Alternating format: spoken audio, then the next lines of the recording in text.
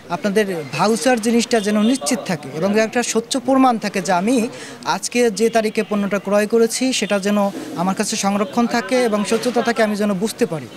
হ্যাঁ, তাহলে এটা যদি রাখে তাহলে সবথেকে বড় যে বিষয়টা সেটা হচ্ছে আমাদের সিন্ডিকেটটা ধরতে সহজ হবে। আমরা যদি তরুণ সমাজকে নিয়ে কাজ করতে পারি তাহলে আমাদের কাজটা সহজ হয়ে যাবে এবং সমাজের যে অসঙ্গতিগুলো রয়েছে সেগুলো অচিরেই দূর হবে বলে আমার আশাবাদ রয়েছে।